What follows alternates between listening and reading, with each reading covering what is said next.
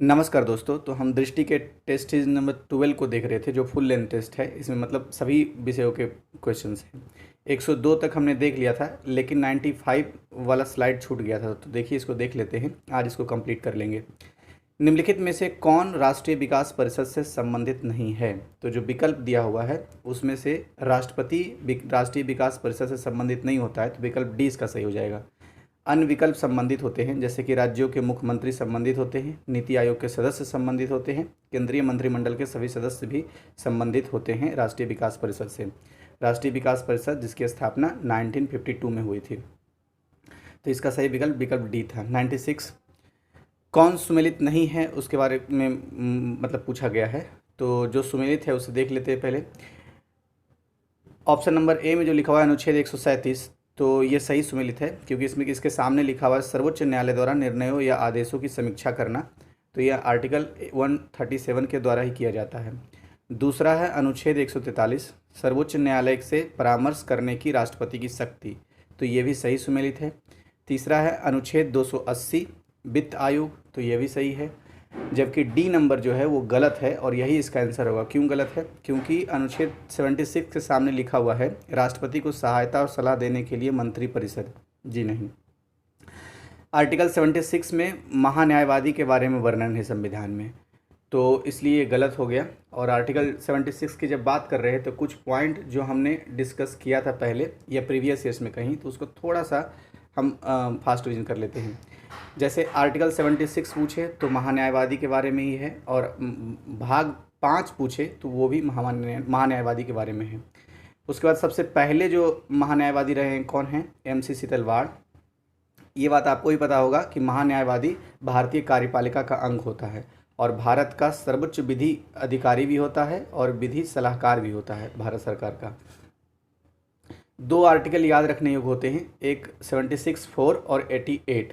88 में क्या है? 88 में ये वर्णन है कि जो भारत का महान्यायवादी होगा वो भारत का महान्यायवादी को संसद की सभी समितियों में भाग लेने का, बैठक में भाग लेने का और अपनी बात कहने का अधिकार होगा, सिवाय कि मत देने का अधिकार नहीं होता है। बाकी भाग लेने का, बैठने का अधिकार, अपनी बात कहने का अधिकार होता है।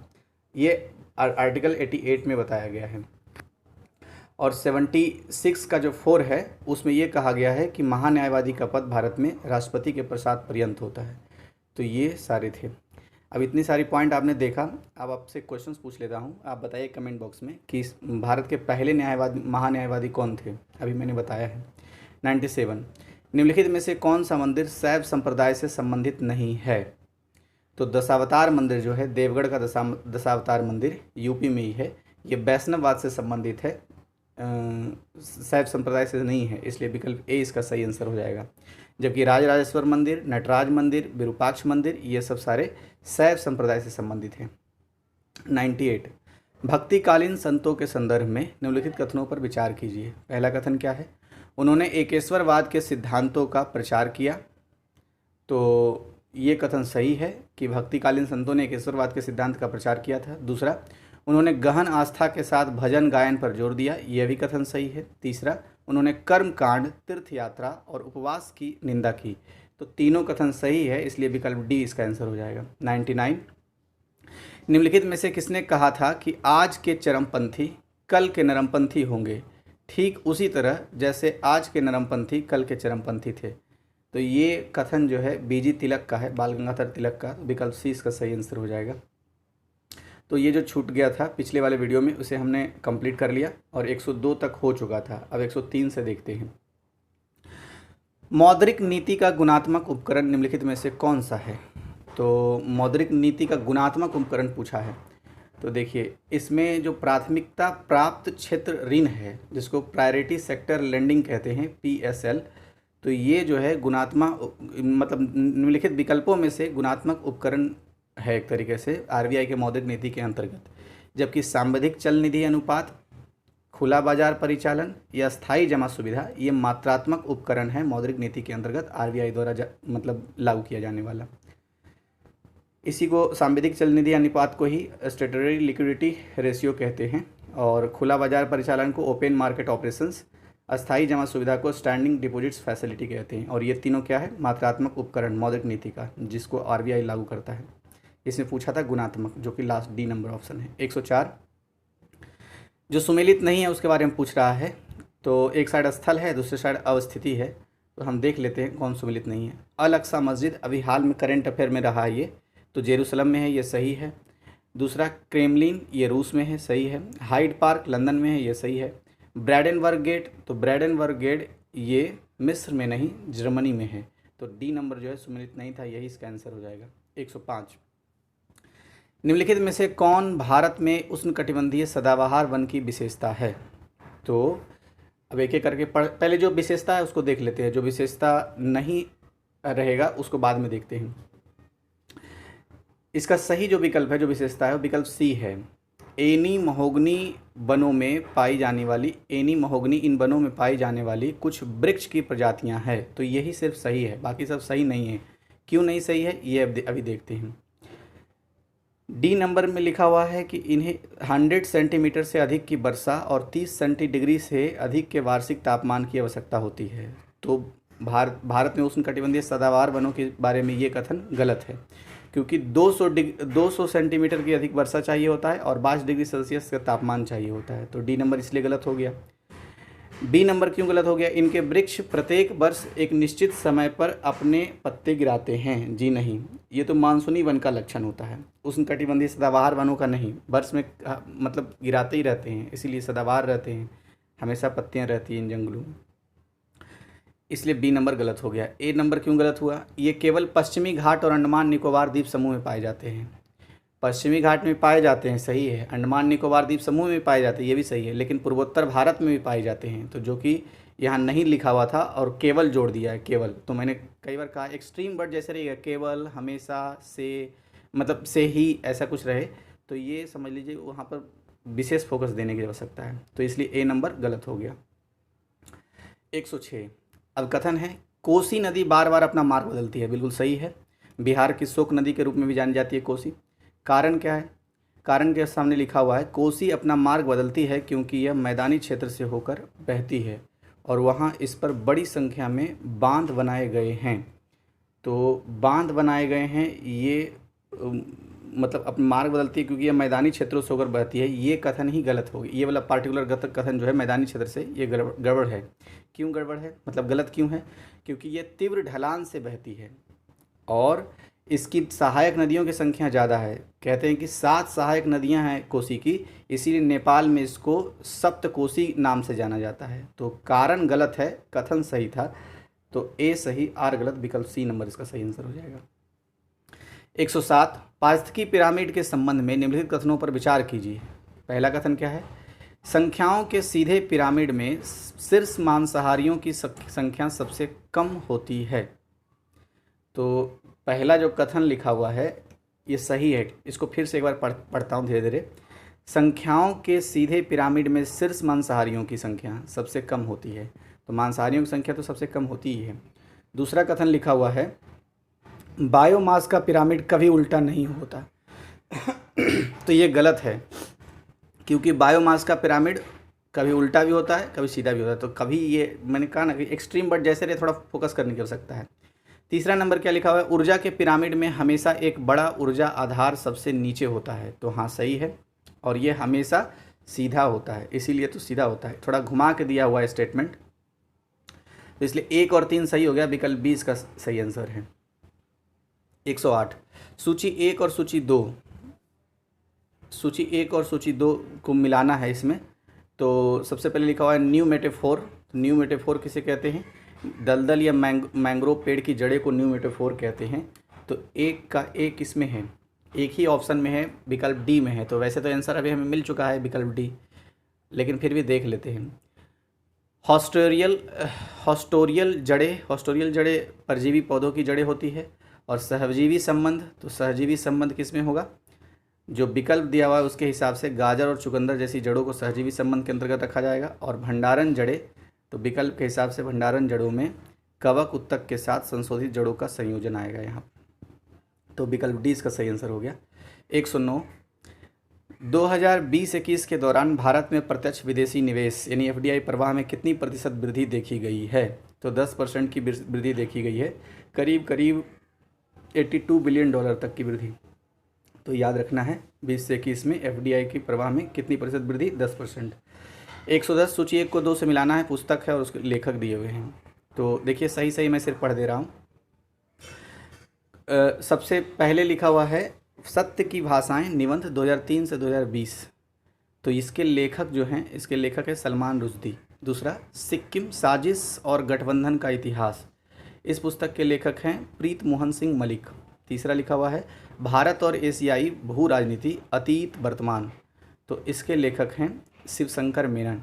और लास्ट में क्लॉक टावर वैली में जीवन, इसके लेखक हैं शकूर राथर। तो इसका सही विकल्प बी हो जाएगा। 111 विशेषाधिकार प्रस्ताव की जांच में प्राथमिक स्तर कौन होता है? अच्छा, विशेषाधिकार प्रस्ताव की जो जांच होता है तो उसमें प्राथमिक स्तर पर कौन होता है, ऐसा पूछा जा रहा है। तो प्राथमिक स्तर पर लोकसभा अध्यक्ष या राज्यसभा का सभापति होता है। तो विकल्प सी इसका सही आंसर हो गया। 112 निम्नलिखित में से कौन सा आयोग अनुच्छेद 338A से संबंधित है? तो 338A से संबंधित है विकल्प सी अनुसूचित जनजाति के लिए राष्ट्रीय आयोग। और जब अनुच्छेद 338A के बारे में बात कर रहे हैं तो 89 संविधान संशोधन हमें याद आना चाहिए, जो कि 2003 में हुआ था, क्योंकि वहीं से फिर ये अनुसूचित जाति आयोग से अनुसूचित जनजाति आयोग अलग आयोग एक बनाया गया। 113 निंदा प्रस्ताव के संबंध में निम्नलिखित कथनों पर विचार कीजिए।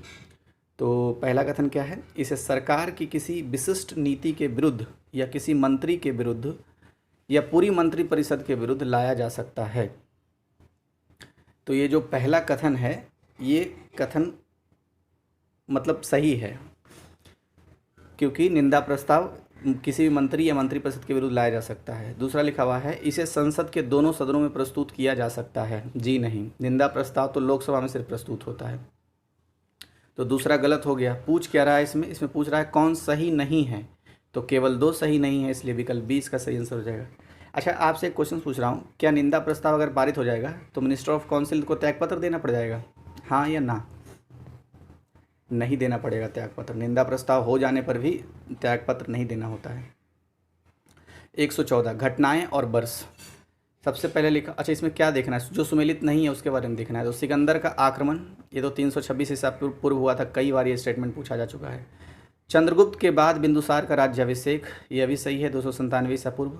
मौर्य साम्राज्य की स्थापना 317 ईसा पूर्व, यही गलत है, विकल्प सी इसका आंसर हो जाएगा, क्योंकि 317, 18, 20 के आसपास तो गुप्त साम्राज्य की स्थापना हुई थी, तो ये गलत हो गया सी नंबर। अशोक की मृत्यु, तो ये सही है, अशोक की मृत्यु 231 ईसा पूर्व में हुआ है, और सी नंबर गलत हो गया। 115 निम्नलिखित किस बहमनी शासक ने राजधानी को गुलबर्ग से बीदर स्थानांतरित किया था? तो अहमद शाह वली ने राजधानी को गुलबर्ग से बीदर स्थापित कर दिया था। विकल्प ए इसका सही आंसर। 116 कथन लिखा हुआ CR प्लान CR दास द्वारा तैयार किया गया था, तो बिल्कुल ऊपर वाला गलत है, क्योंकि CR दास द्वारा तैयार नहीं किया गया था। कारण क्या है? CR प्लान ने मुस्लिम लीग द्वारा पाकिस्तान की मांग को चुपचाप स्वीकार कर लिया था। तो हाँ, ये बात मतलब इनडायरेक्टली समझ में आता है जब उसके प्रावधानों को देखते हैं तब, कि स्वीकार कर लिया था मुस्लिम लीग के जो अलग पाकिस्तान की मांग है। और गांधी जी ने इस प्रस्ताव पर उसका समर्थन भी किया था, ये भी बात बहुत महत्वपूर्ण है, इसके व्याख्या में भी ऐसे लिखा हुआ था। तो इसका कथन गलत हो गया, कारण सही है, तो क्या हो जाएगा? A false, are right. Question number 117 सूची 1 को 2 से मिलान करना है, और सूची 1 में अम्लों के नाम दिए हुए हैं और उससे संबंधित उसके प्रयोग दिए हुए हैं सूची 2 में, तो इसी से मिलाना है। ऑक्जेलिक अम्ल का प्रयोग हम स्याही दाग को हटाने में करते हैं, तो ए का 4 हो गया, ए का 4 2 ऑप्शन में, सी और डी, यानी ए बी इसका आंसर नहीं होगा। नाइट्रिक अम्ल, नाइट्रिक अम्ल का प्रयोग हम विस्फोटक निर्माण में करते हैं, तो बी का 3 होना चाहिए, तो ए का 4 बी का 3 सिर्फ एक ही ऑप्शन में है, और वो है ऑप्शन नंबर डी। तो इसका आंसर तो ऑप्शन नंबर डी ही होगा, लेकिन और आगे देख लेते हैं। बेंजोइक अम्ल का हम यूज जो है वो करते हैं खाद्य परिरक्षण में, फूड प्रिजर्वेशंस में, और सिट्रिक अम्ल का प्रयोग स्वादिष्ट पेय यानी कि जो फ्लेवरिंग ड्रिंक्स होते हैं उसमें हम सिट्रिक अम्ल का प्रयोग करते हैं, तो डी का 2 हो जाएगा। एक बार फिर से जल्दी जल्दी बोल देता हूँ। सिट्रिक अम्ल का प्रयोग करते हैं स्वादिष्ट पेय में, बेंजोइक अम्ल का प्रयोग करते हैं खाद्य परिरक्षण में, और नाइट्रिक अम्ल का प्रयोग करते हैं विस्फोटक निर्माण में, ऑक्जेलिक अम्ल का प्रयोग करते हैं स्याही दाग हटाने में। 118 निम्नलिखित में से कौन सा विटामिन रक्त स्कंदन में सहायक होता है? तो विटामिन के रक्त स्कंदन यानी कि ब्लड क्लोटिंग में सहायक होता है। विटामिन के की कमी अगर हमारे अंदर हो जाए तो खून जब कहीं से बहेगा शरीर से तो बहता ही रह जाएगा और हमारी मृत्यु होने की संभावना बढ़ जाएगी, क्योंकि ब्लड क्लॉटिंग हो ही नहीं पाएगा, जम ही नहीं पाएगा। 119 यूरोपीय पुनर्निर्माण और विकास बैंक यानी EBRD, गौर से देखिएगा ये EBRD है, IBRD नहीं। EBRD के संदर्भ में निम्नलिखित कथनों पर विचार कीजिए। पहला कथन है, इसकी स्थापना वर्ष 1945 में द्वितीय विश्व युद्ध की समाप्ति के बाद की गई थी। जी नहीं, ये IBRD के बारे में शायद सत्य हो, लेकिन EBRD के बारे में ये सत्य नहीं है, क्योंकि EBRD यानी यूरोपीय पुनर्निर्माण विकास बैंक की स्थापना शीत युद्ध के बाद लगभग 1991 के आसपास हुआ है। तो पहला कथन तो गलत हो गया। दूसरा जो है, भारत EBRD के सदस्यों में से एक है, तो हाँ 2018 में 69वें सदस्य के रूप में भारत EBRD में जुड़ गया है। 120 सूची 1 को फिर सूची 2 से मिलाना है। एक साइड गरीबी के प्रकार दिए हुए हैं, दूसरे साइड उसकी परिभाषा दी हुई है। तो देखिए पीढ़ीगत गरीबी क्या होता है, मैं सही सिर्फ पढ़ दे रहा हूँ। पीढ़ीगत गरीबी का मतलब, पीढ़ीगत गरीबी ऑप्शन नंबर 2 के साथ मिला हुआ, मतलब सूची 2 के साथ मिला हुआ है। पीढ़ीगत गरीबी उसे कहते हैं जब उन परिवारों में होता है जहाँ कम से कम 2 पीढ़ियों का जन्म गरीबी में हुआ है। तब जब 2 पीढ़ी का जन्म गरीबी में हो तो उसको बोलते हैं पीढ़ीगत गरीबी। निरपेक्ष या पूर्ण गरीबी क्या होता है? तो निरपेक्ष या पूर्ण गरीबी हम कहते हैं आवास, पानी और भोजन जैसी आवश्यकताओं की कमी शामिल होती है, तब उसे हम बोलते हैं पूर्ण गरीबी है, यानी कि मूल आवश्यकता है वो भी ना हो। स्थिति जन्य गरीबी क्या होती है? तो आम तौर पर अचानक संकट या नुकसान के कारण होती है और प्रायः अस्थायी होती है। जैसे कि कोरोना के कारण अभी जो बहुत सारे परिवारों में, भारतीय परिवारों में जो गरीबी आई है वो स्थितिजन्य गरीबी है और ये अस्थायी गरीबी है। जैसे ही सब ठीक होगा तो फिर से काम धंधा स्टार्ट होगा तो ये गरीबी समाप्त हो जाएगी। एक है सापेक्ष गरीबी, जिसको रिलेटिव पॉवर्टी भी कहते हैं।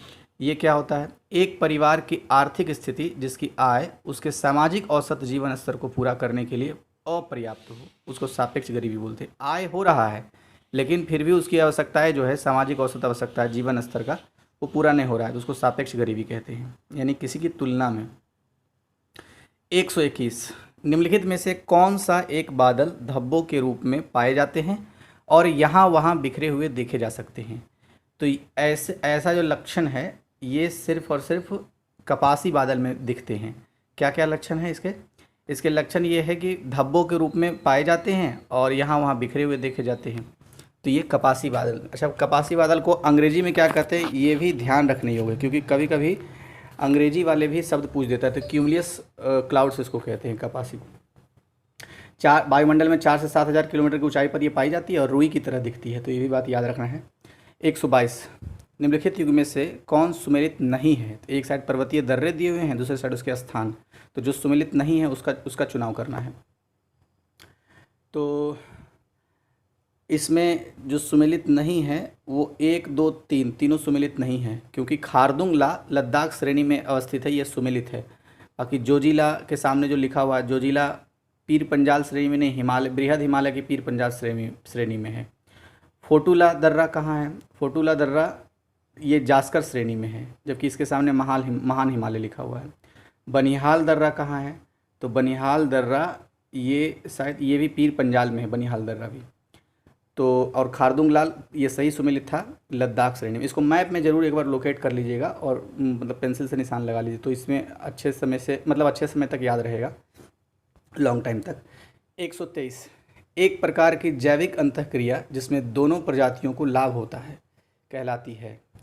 तो जब दोनों प्रजातियों को लाभ हो तो वैसी जैविक अंतःक्रिया को क्या कहते हैं? उसको बोलते हैं म्यूचुअलिज्म, मतलब म्यूचुअल बेनिफिट, और इसी को हिंदी में कहते हैं सहजीविता। तो विकल्प 20 का सही आंसर हो गया। देखिए गौर से देखेंगे तो यहाँ स्थान है, मतलब सहजीविता ऐसा जैविक अंतःक्रिया का संबंध होता है जिसमें दोनों को लाभ होता है, प्लस प्लस। इसके अलावा चलिए एक क्वेश्चन मैं पूछ देता हूँ। ऐसे तो कंपटीशन में आपको पता ही है, स्पर्धा जो होता है, स्पर्धा में दोनों को नुकसान होता है, इसलिए निगेटिव का साइन दिया जाता है। इंग्लिश साइड देखिए इधर साइन दिया हुआ है। एमेंसलिज्म जिसको असहभोजिता बोलते हैं, इसमें एक व्यक्ति को पर कोई प्रभाव नहीं पड़ता है, दूसरे व्यक्ति पर को नुकसान हो जाता है। और एक होता है सहभोजिता यानी कमेंसलिज्म, इसमें एक व्यक्ति को लाभ होता है, दूसरे व्यक्ति को कोई प्रभाव नहीं पड़ता है। तो कमेंसलिज्म और एमेंसलिज्म में कभी कभी मतलब कन्फ्यूजन होता है, तो याद रखना है कमेंसलिज्म में एक व्यक्ति को लाभ, दूसरे पर कोई प्रभाव नहीं। और एमेंसलिज्म में यानी असहभोजिता में एक व्यक्ति को नुकसान, दूसरे व्यक्ति पर कोई प्रभाव नहीं। 124 निम्नलिखित में से कौन एक हर घर जल राज्य केंद्र शासित प्रदेश नहीं है? तो दिल्ली नहीं है। इसके अलावा गोवा है, तेलंगाना है, पुदुचेरी है। 125 निम्नलिखित में से कौन सा युग्म सही सुमेलित नहीं है? एक साइड व्यक्ति है, दूसरे साइड उनकी नियुक्ति जिस रूप में हुई है वो है। तो अरुण कुमार सीबीआई निदेशक, तो ये हाल फिलहाल का ही न्यूज है कि सीबीआई के निदेशक के तौर पे सुबोध कुमार जायसवाल की नियुक्ति हुई है जो महाराष्ट्र में थे। तो ये पहला ही गलत हो गया और यही तो पूछ रहा था कौन सुमेलित नहीं, तो ए नंबर इसका आंसर हो गया। और बाकी इसका मतलब जो है सब सुमेलित है, तो एक बार देख लेते हैं, क्या पता इसमें से कभी कोई आ जाए। नीरा टंडन, तो अमेरिकी राष्ट्रपति की वरिष्ठ सलाहकार हैं नीरा टंडन। रमन मीनाक्षी सुंदरम, ये भारतीय चावल अनुसंधान संस्थान के निदेशक हैं। और प्रफुल्ल चंद्र पंत, अध्यक्ष राष्ट्रीय मानवाधिकार आयोग, मतलब प्रफुल्ल चंद्र पंत राष्ट्रीय मानवाधिकार आयोग के एनएचआरसी के अध्यक्ष हैं। 126 ब्रिटिश शासन के दौरान प्रथम विधि आयोग की स्थापना की गई थी। तो ब्रिटिश शासन के दौरान प्रथम विधि आयोग की स्थापना चार्टर अधिनियम 1833 के द्वारा की गई थी। तो विकल्प 20 का सही आंसर हो जाएगा। 127 केंद्रीय सतर्कता आयोग है, तो क्या है? केंद्रीय सतर्कता आयोग एक वैधानिक आयोग है। 1964 में 1964 में के संथानम समिति की सिफारिश के आधार पर केंद्रीय सतर्कता आयोग को की नियुक्ति हुई थी। इसको अंग्रेजी में बोलते हैं सेंट्रल विजिलेंस कमीशन, सीवीसी भी कहते थे। 2003 में इसको वैधानिक दर्जा दिया गया है। 128 निम्नलिखित में से किसने मोहम्मद बिन कासिम के नेतृत्व में दाहर के विरुद्ध एक सैन्य अभियान भेजा था? तो ये थोड़ा नया सा क्वेश्चन है, पहले तो इसका आंसर देखते हैं। तो हज्जाज बिन यूसुफ जो थे, इन्होंने ही सैन्य अभियान भेजा था मोहम्मद बिन कासिम के नेतृत्व में और दाहर के विरुद्ध। अब सवाल यहाँ पर यह है कि दाहर कौन था? तो दाहर सिंध का एक शासक था। और हज्जाज बिन यूसुफ कौन था? तो इराक का अरबी गवर्नर था। इराक का अरबी गवर्नर यानी कि जिसका नाम हज्जाज बिन यूसुफ है, इन्होंने ही मोहम्मद बिन कासिम के नेतृत्व में दाहर के विरुद्ध एक सैन्य अभियान भेजा। हालांकि हार गया था, ये अभियान में हार गया, कई बार भेजे हैं विरुद्ध में युद्ध लड़ने के लिए, लेकिन सैन्य अभियान में लेकिन बार बार हार गया है। मोहम्मद बिन कासिम वाला तो बिल्कुल हार गया था। अब आते हैं 129 अव्यवस्था यानी डिसऑर्डर जांच समिति संबंधित थी। तो ये जलियांवाला बाग नरसंहार से संबंधित था। विकल्प ए इसका सही हो गया आंसर। आपसे क्वेश्चन ये है, जलियांवाला बाग हत्याकांड कब हुआ था? आपको बताना है ईस्वी। 130 गांधी जी द्वारा असहयोग आंदोलन को वापस लेने के संदर्भ में निम्नलिखित कथनों में से कौन से सही हैं? पहला, उन्होंने महसूस किया कि लोगों ने अहिंसा के मार्ग को पूरी तरह से सीखा या समझा नहीं है। तो हाँ, ये बिल्कुल सही है, कई बार ये मतलब स्टेटमेंट आ चुका है। आंदोलन में शिथिलता के लक्षण दिखाई दे रहे थे, तो आंदोलन में शिथिलता के भी लक्षण दिखाई दे रहे थे, ये भी बात सही है। तो 1 और 2 दोनों सही है, इसलिए विकल्प सी इसका सही आंसर हो जाएगा।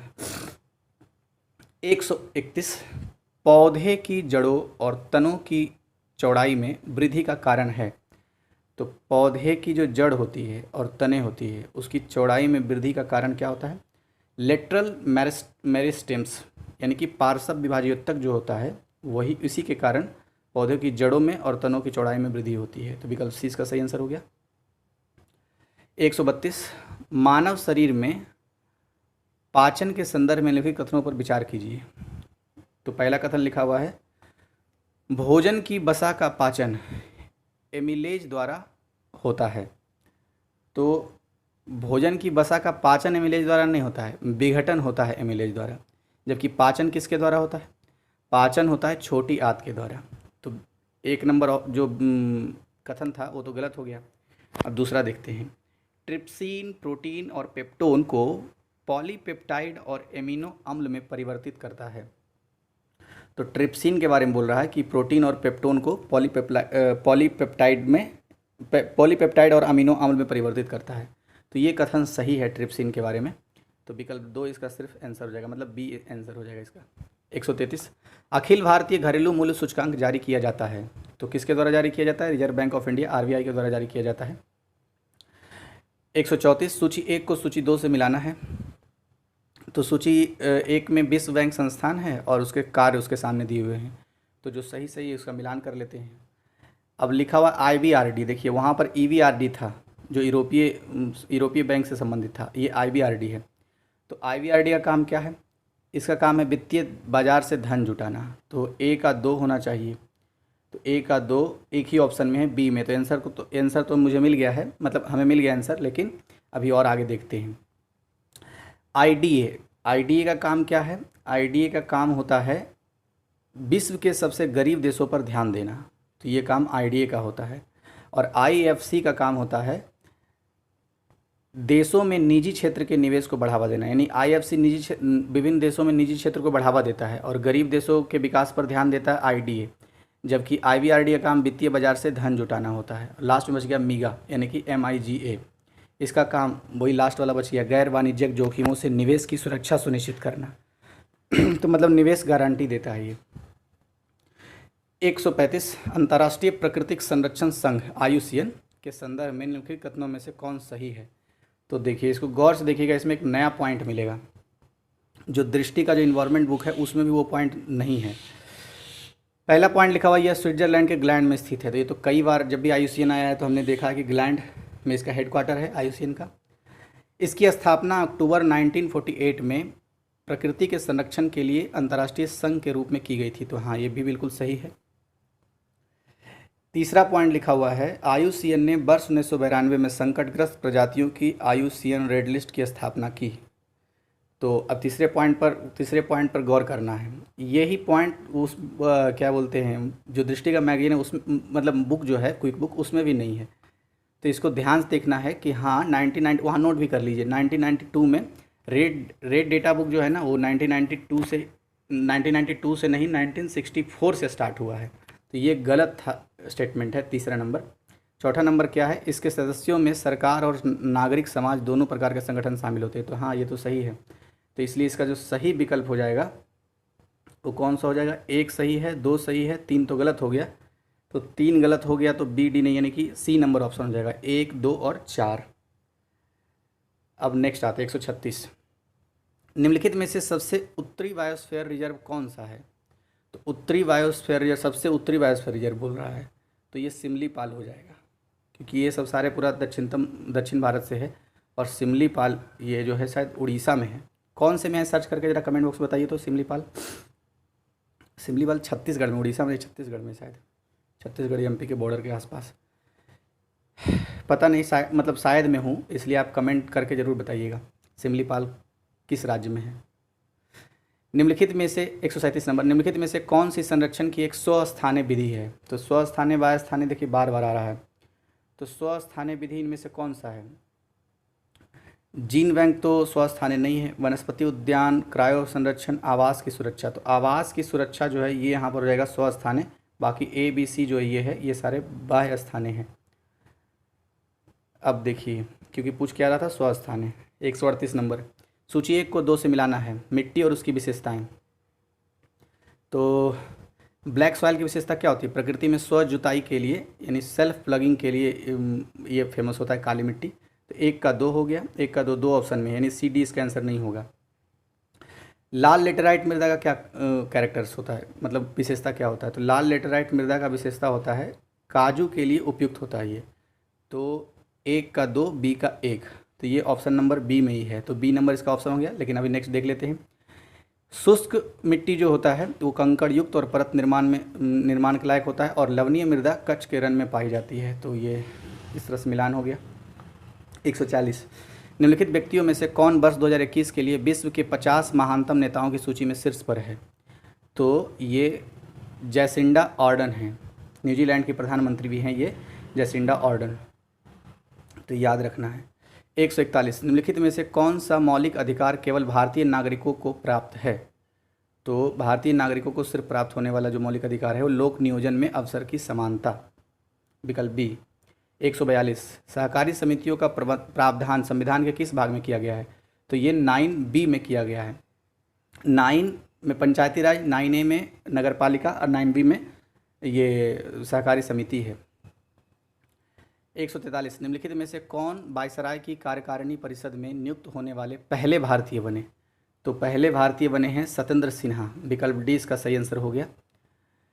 144 इतिहास से था प्रश्न। 144 20वीं शताब्दी की शुरुआत में घटित एका आंदोलन के संदर्भ में निम्नलिखित कथनों में से कौन सही है? यह मुख्यतः एक कृषक आंदोलन था जिसका उद्देश्य जमींदारी प्रणाली को खत्म करना था। तो ये कथन गलत है। जमींदारी प्रणाली को ख़त्म करने से संबंधित नहीं था ये आंदोलन। ये तो सिर्फ कहते थे कि जो अवैध वसूली हो रहा है कर का वो ना किया जाए और मनमाने ढंग से जो किराया लिया जाता है वो न लिया जाए।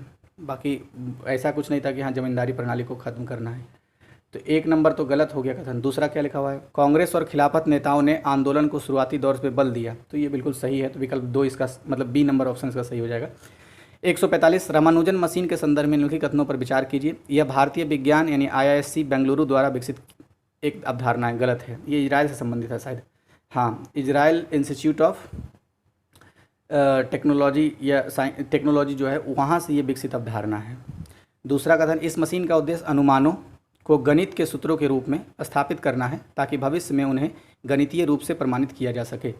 तो इसका दूसरा कथन सही है, बी नंबर ऑप्शन का सही हो जाएगा। 146 राष्ट्रीय जनसंख्या रजिस्टर NPR के संबंध में निम्नलिखित कथनों में से कौन सा सही नहीं है?